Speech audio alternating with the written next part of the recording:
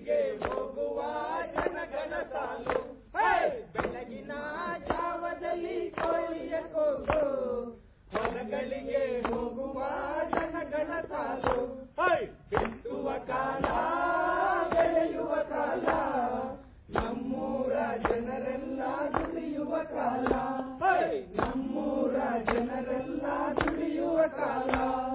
ಹೊಸ ಹೊಸ ಕೂರಿಗೆಯ ಹೊತ್ತಿರುವರು, ವಿಧ ವಿಧದ ಬೀಜಗಳ ಬಿತ್ತಿರುವರು, ಹೊಸ ಹೊಸ ಕೂರಿಗೆಯ ಹೊತ್ತಿರುವರು, ವಿಧ ವಿಧದ ಬೀಜಗಳ ಬಿತ್ತಿರುವರು, ಬಿತ್ತುವ ಕಾಲ ಬೆಳೆಯುವ ಕಾಲ, ನಮ್ಮೂರ ಜನರೆಲ್ಲ ದುಡಿಯುವ ಕಾಲ, ನಮ್ಮೂರ ಜನರೆಲ್ಲ ದುಡಿಯುವ ಕಾಲ.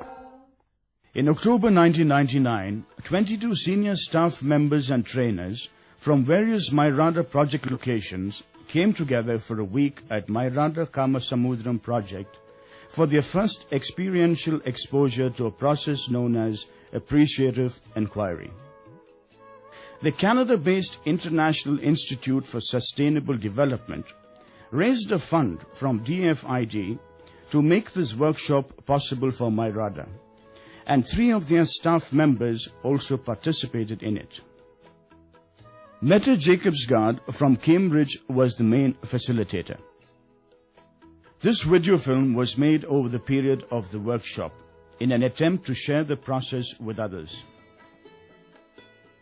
Since the early 1980s, Mairada has been working with rural people to improve livelihoods using participatory processes. In the course of its work, Mairada has always demonstrated a commitment towards finding innovative approaches that can give people more and more space to express themselves and work in increasingly more comfortable institutional relationships. It was this that led to a widespread acceptance and practice of PRA methods within Mairada.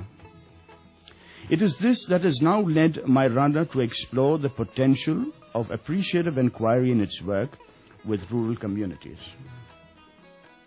What is appreciative inquiry? It is an approach to organizational analysis and learning that is uniquely intended for discovering, understanding, and fostering innovations in social organization arrangements and processes. Let us take what usually happens when a development organization decides to work with deprived communities in any given area.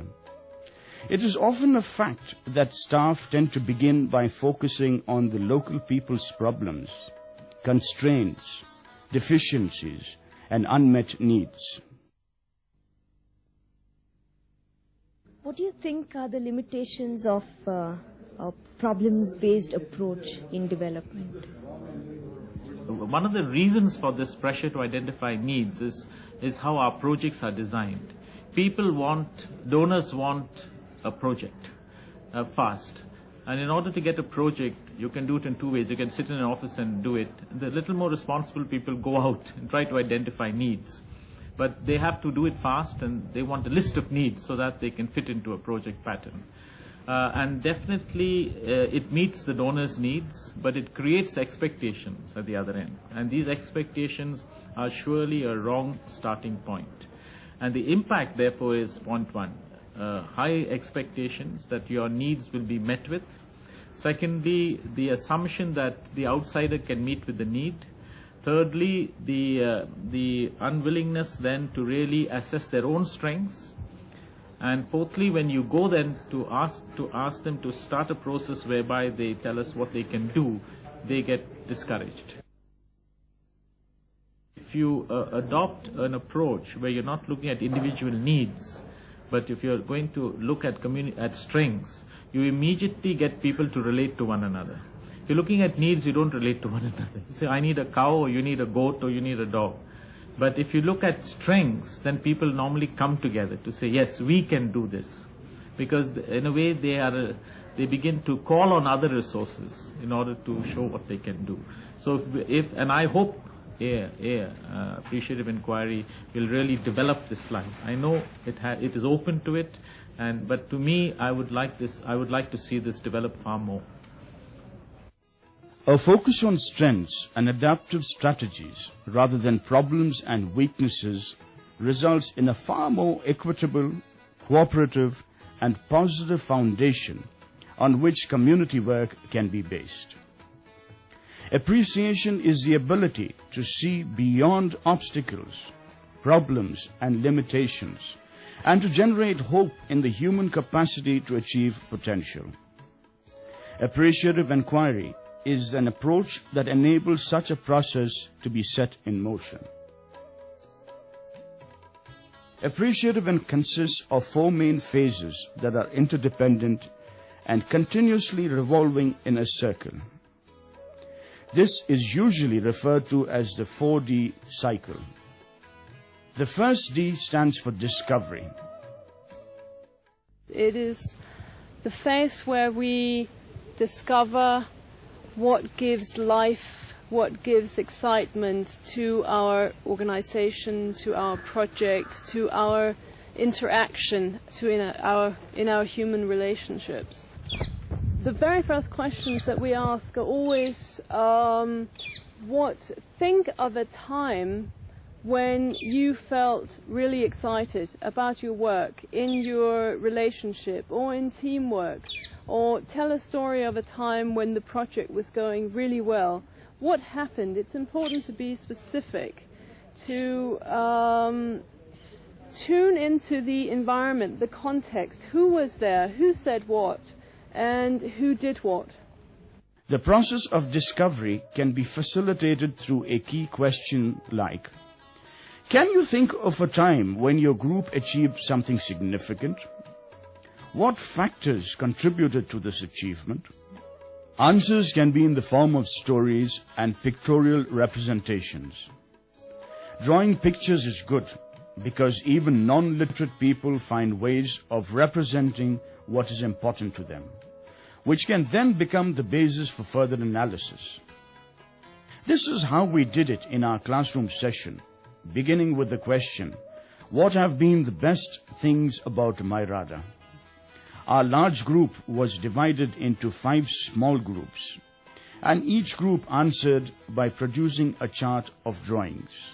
There were several other exercises that helped us discover peak moments in our organization and lives. There were cards filled in on what we felt we could do best, and stories told about times when we were most excited working for Mairada. Training coordinator Rajachari said he felt fulfilled when the bankers he had trained went back and actually formed self-help groups of poor people, something they had earlier regarded as someone else's job and not theirs.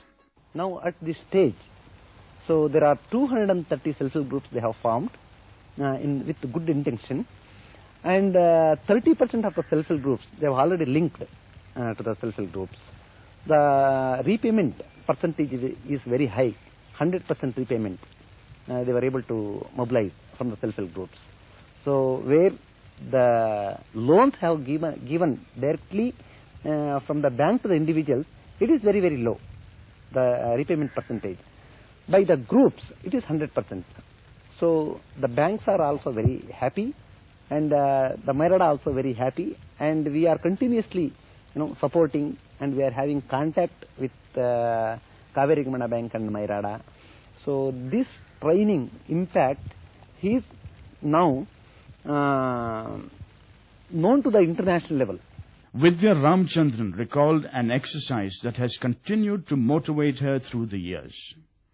She was in a group where every participant had to write one positive statement about every other participant.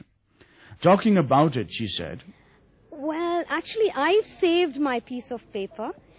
I participated in this exercise about 8 years ago or so. It's the only time I've been through it. And I still have my sheet of paper.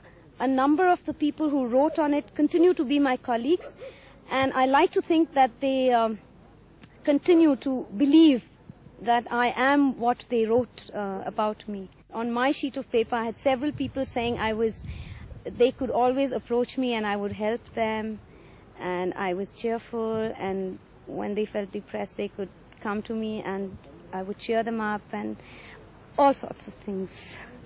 Sometimes I look at it, I feel a bit shy actually to look at it, but once in a while I sneak a look and feel good.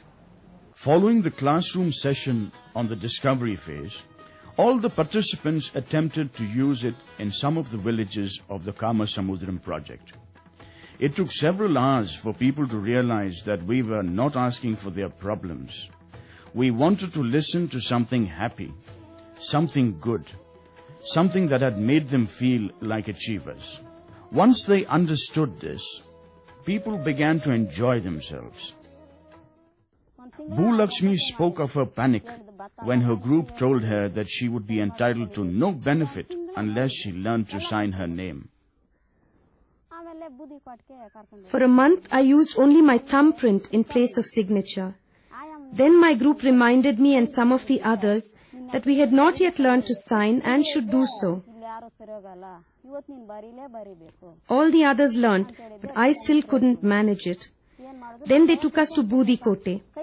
Rukkama held my hand and showed me how to write, but my hands and legs shook with fright. Everyone laughed at me. I had only one day left before the next meeting. What to do? That night I didn't sleep. I tried over and over again to write my name on Ragi. My husband laughed and said, "Aren't you ashamed? Even children can do it." Then suddenly I found I could write. Chaudama's husband was a compulsive gambler who told her he would stop if she could actually catch him red-handed at it. After a year of plotting and spying, she and her group members finally caught him. 7 of us raided the den. When the men saw us, they started escaping from the other side. They ran one after the other, one after the other. One of them gathered all the playing cards and stuffed them into his pockets so that we would have no proof. 5 of them escaped, but 3 were caught. Some almost fell into a well nearby, but they managed to run anyway. We scolded them a lot.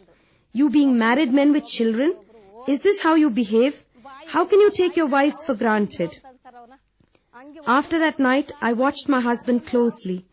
For 9 days, he never went into town or spoke to anyone. He came back from work, ate, and slept. I know that since then he has never gambled. No one gambles in the village anymore. Gambling was quite rampant here before. Now, no one gambles. The discovery stage is the start of the paradigm shift from problem orientation to achievement orientation. It creates good feelings and reinforces self-worth. It energizes people and forms the basis for embarking on the next of the 4 Ds.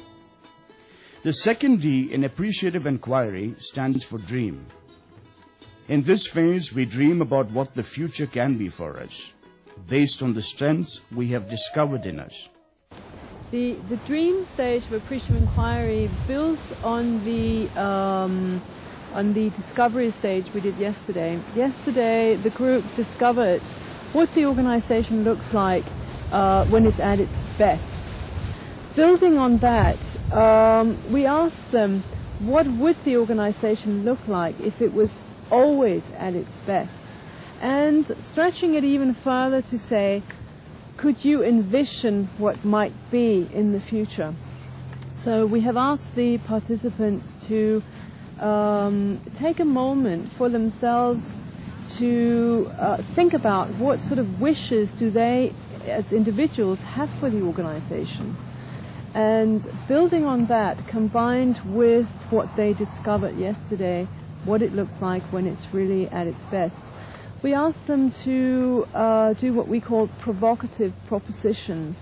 The proposition is meant to be provocative, it's meant to be a challenge in the present tense, and also a place where they would like to go. Provocative because we believe that you can take a challenge. If you know that you've had success in the past, you are more likely to go with the challenge. And a challenge or a provocation, in a positive sense, will take you further, and it will especially take you further if you have it based on what you know already is. So it is not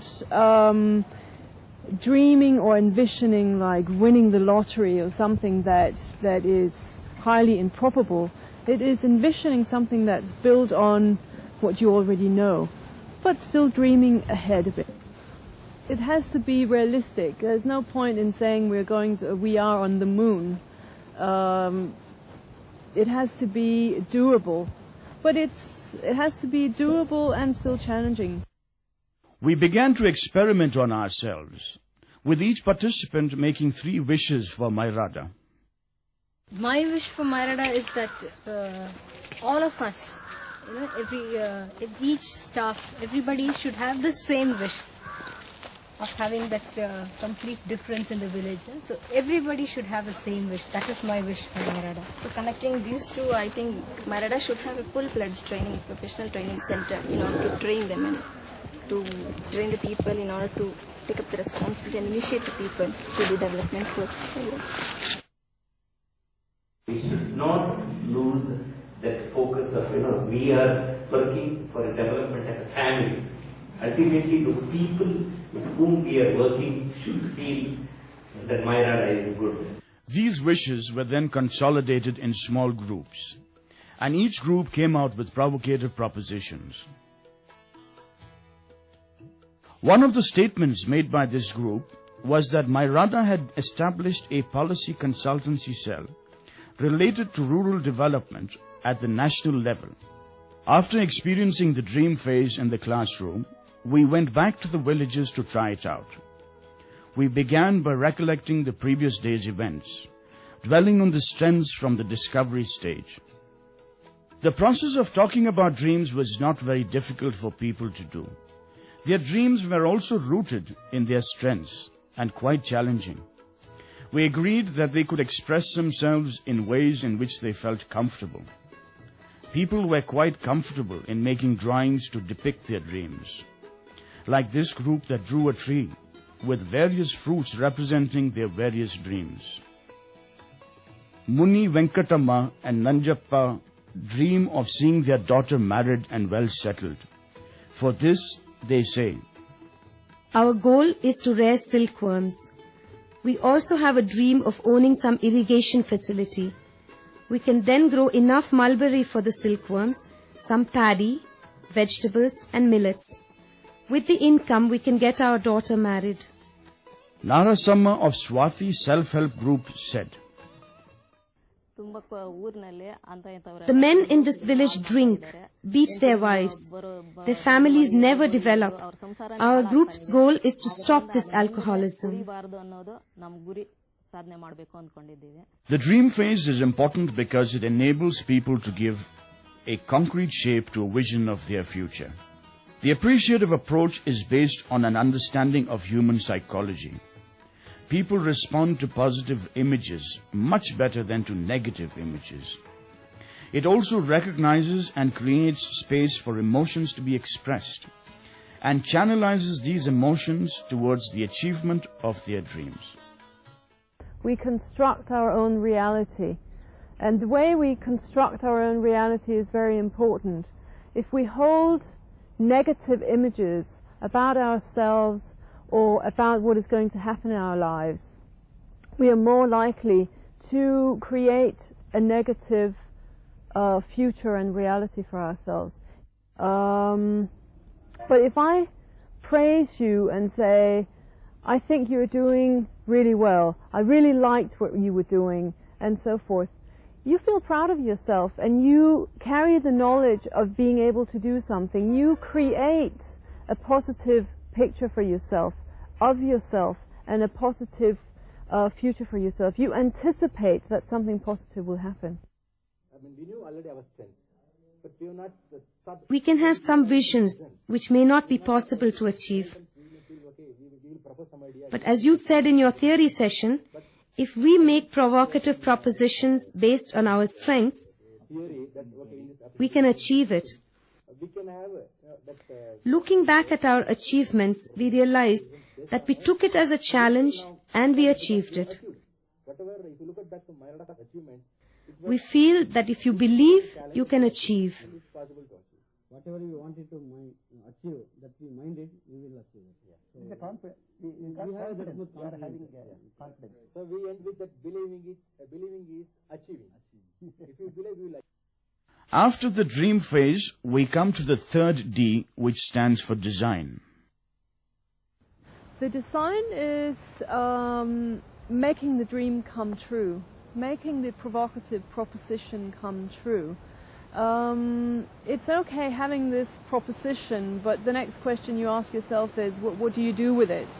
And that is going through the various stages. It's really a kind of implementation plan. What do we need to do as an organization or as a project or as a group in order to be able to fulfill this wonderful vision, this provocative proposition? So we asked the group to be as specific as possible and go through who is going to do what and when and how and what do you need to be able to achieve that. Be very, very practical.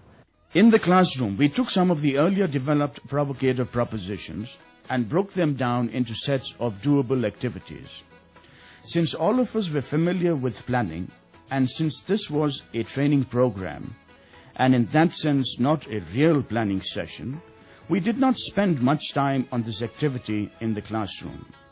We did, however, try it out in the villages. The fieldwork began by reflecting on people's dreams. Since there were many dreams, we spent some time in prioritizing them. In the group that worked with children, the design stage exercises almost could not be done, because though the children had expressed dreams that could certainly be achieved, they did not have enough information to plan their next steps. They needed more time and also the support of knowledgeable adults. This suggested an area of work for Mairada in the future. Lakshmi, a school student, dreamt of becoming a police officer. I will pass my 10th standard with the first class and then go to Maharani's College in Bangalore for my pre-university course. I will seek the help of my family and friends to study for my examinations. I want to pass the Indian Police Services examination. With the other groups, planning was easier, particularly since Mairada had been working in these villages, and people do have the experience of planning. The women of Hunkal Durga self-help group said, all the 28 families in the village will make a representation to the Mandal Panchayat and arrange for tractors to fill up the ditch where we want our school building. We will mobilize the necessary support from the BDO and the AEO in Bangarpet and build our school.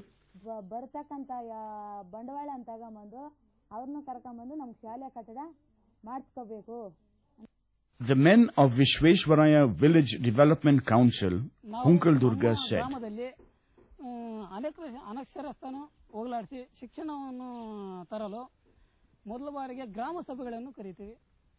we want to completely root out illiteracy in our village. We will first call a meeting of all the village people. We shall gather data about the literate and illiterate people in the village and then divide ourselves into small groups which will take the responsibility to educate those who cannot read or write. The final D in the 4D cycle of appreciative inquiry stands for doing. We start with the discovering what gives life. Then we dream through envisioning what might be if we were always at our best. And then we design how can we become. And the last step in that circle, it's not the last step, it's part of a circle, but it leads on to the delivery phase where you actually start implementing what you have done in the action plan. Appreciative inquiry does not need to end with the implementation of the action plan. Because it is designed as a continuous cycle, a new round of discovery, dreaming and designing can be initiated at any time. Creative facilitation is an important component of good appreciative inquiries. It is what ensures that each stage builds on the last, that dreaming is based on discovery, that design is based on dreams, and that the doing stage follows the action plan created in the design phase. At the end of this week of training, all of us felt that we were on to something that could work. To start on a positive note, to start with the process of discovery of strengths, and to start with a vision that is based on internal strengths rather than external inputs, is a good way to set in motion the processes of empowerment. In Myrada already I feel that base is there. For example, the community what we are working, we say always possible.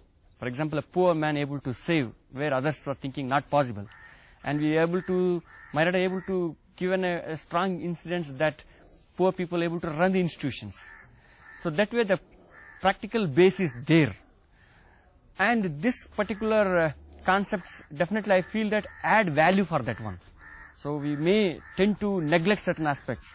Because of this appreciative inquiry, I think it will definitely add value to the Myrada's thinking that people can able to do. First of all, we've been thinking from the past, I think, 1.5 years about starting people and institutions off on a vision rather than just evolve somewhere and then think of a vision to do and things like that.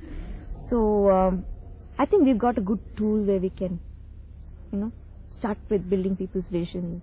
And that was one area we found was a little weak in our whole assessment of how an institution is going, that they were not too clear about visions. Now I definitely think we have something. It's a breakthrough for us in that sense. This whole thing about appreciative inquiry could be an undercurrent in the kind of work we do. It does not negate some things that we do, or it does not throw something into the dustbin, but somewhere it adds a certain undercurrent to everything that we do, which might give us something new. And also for us, we thought it gives us something good to start off on a personal note. Each one of us gets a personal change, which then gets reflected in the work we do, and then it goes on and on and on. So that's what it is. This workshop is only the beginning. We hope that this videotape provokes you into learning more about appreciative inquiry and using it in your work as we plan to learn and use it in ours.